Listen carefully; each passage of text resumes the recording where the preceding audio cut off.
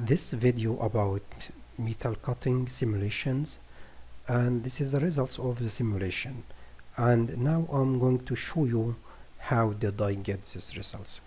First of all, you need to create the part of the workpiece and to create the tool.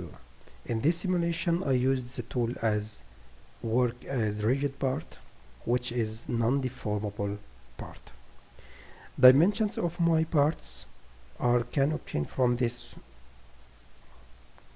as here, part number 1,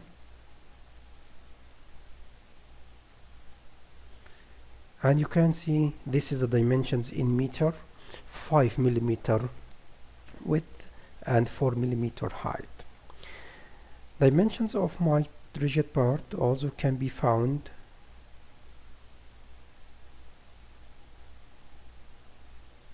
these are the dimensions, and you can find the size. This size is around 4 millimeter, and this size was also 4 millimeter, and I think R was 0.2, 0.4 or so. This is depending on your model or yourself. The second step, after creating your part, you need to define material constants.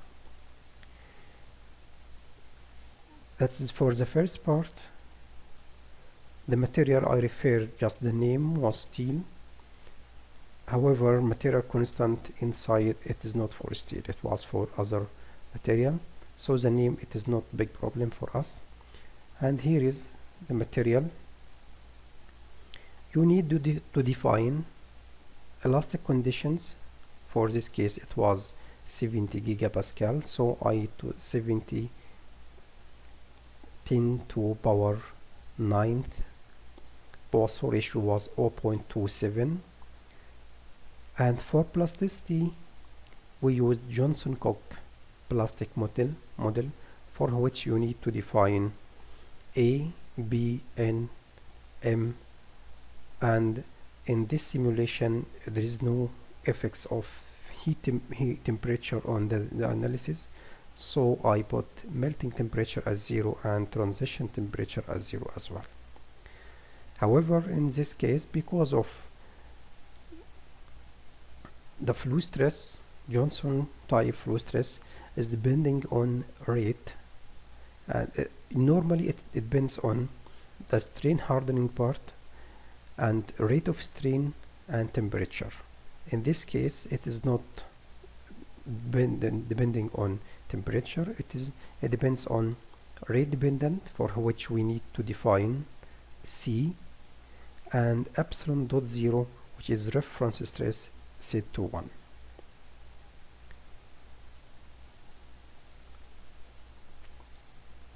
Just for damage, because cutting simulation involve removal of a piece of material, which is the ship, we need to apply a damage model, and the most popular one was Johnson-Cook damage. So remember, we have Johnson-Cook plasticity model just for plastic, and Johnson-Cook damage model for damage initiation. And here is the constant for Johnson-Cook damage initiation. And once the damage starts, it needs evolution criteria, and we get damage evolution from this bit here. And double clicking, we need to define a displacement, which is critical displacement or displacement at failure. It is 1 times 10 to minus 5 meter for this case.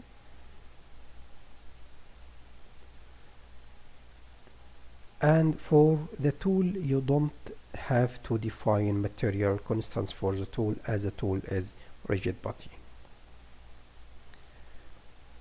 Here is creation of section for the workpiece mainly, and assigning the section. It is normal procedure as you usually do in other finite element Abaqus simulations. Assembly, here is the assembly of the tool and the workpiece, and you can move the tool with respect to the workpiece using these icons here. Simulation consists of the initial step and dynamic explicit step, for which the time was set to 0.025 second. Accept the default setting of this step, no change. The only and for material definition, or output definition, this is the default. History was the default as well. The only thing that you need to add in this step definition is to go to other ALE, which is arbitrary Lagrangian Eulerian adaptive mesh domain, and select manager or edit for step 1, and the default setting is this one. So you need to activate ALE by taking this one here, and select the region to which ALE will be applied. And the benefit of using ALE is to control distortion, that allow the program to overcome distortion and carry on the analysis without premature crash. So you need to select this bit here. For my case, select this and select the area in which there will be the maximum distortion or deformation, which is the shape deformation or the shape creation zone.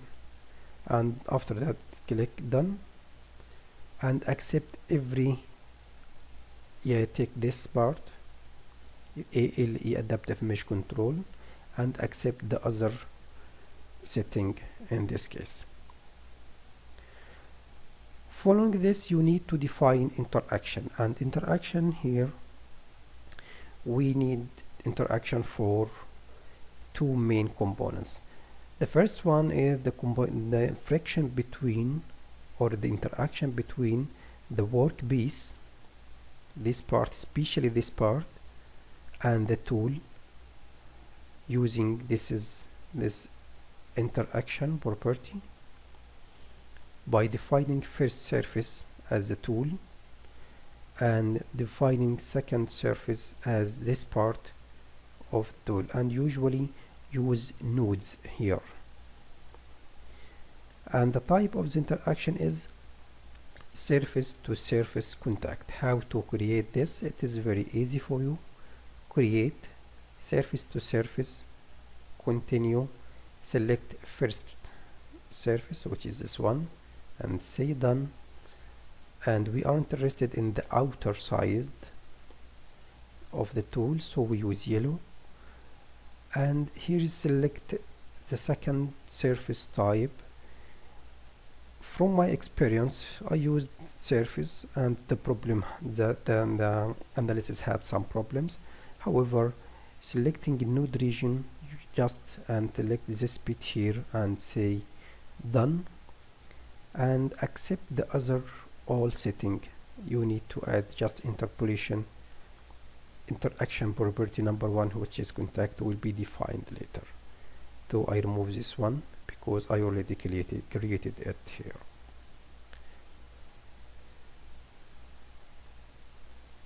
Interaction property between this bit and this tool is contact, and that's created by, in similar way, if you take this one and say contact, continue, you need to define mechanical tangential behavior, frictionless. This is a default. We need to have penalty and add coefficient of friction for it may be 0.1, 0.15, 0.35, whatever the number according to the reaction you expect between the ship and the tool. And from the literature you can find more. I remove this because I already have one. Later on, we need to define constraint, which is rigid body, and say continue, and rigid body between analytical surface, which is a tool in this case, by taking this one, and say done, and also yellow point, and the reference point, taking this piece and select the reference point you have already created in assembly module, and say okay, but I'll cancel this because I already had this one created earlier. The load here is mainly the boundary conditions and the motion of this tool against the workpiece. So it is created in such way. Boundary condition number 1 here, it is in caster, which means preventing motion in X, Y, and rotation as well for this edge and this edge of the workpiece. Boundary conditions second one is for the tool created an initial step, and here's the tool is fixed in all direction. Actually here boundary condition was applied to the reference point, which is rigid body with the tool itself. So constraints and boundary conditions applied to the reference point is also applied directly to the tool. So it is in this step it is fixed, and in this step here I just allow the tool to move in X direction by uncheck this box. In the meantime I added distribution boundary conditions number 3, which is velocity, angular velocity in X direction negative 0.25 meter per second in this way, which is the cutting speed of your process. You need to define the amplitude by selecting amplitude number 1 in this one, and if it is not available you need to create from here and accept the default. After creation the load, you need to mesh the component, and here is the mesh element size in this area was about 0.0005, which is, let me check it for you. Yes, it is 5 times 10 to minus 5 meter, which is around 50 micron, and you can create whatever the mesh you create, it is accepted and no problem, but creation of the mesh is a piece of art, so try to have this sort of art. Element type for the piece, or for this the workpiece, it should be plane strain, linear, explicit element, and select yes for element deletion to allow the deletion of element after failure. Once you create the mesh, you can now create the job. Create whatever job you want and submit to analysis, and here is some analysis that I already run, and here is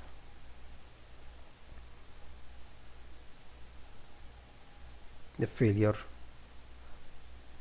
produced from the analysis.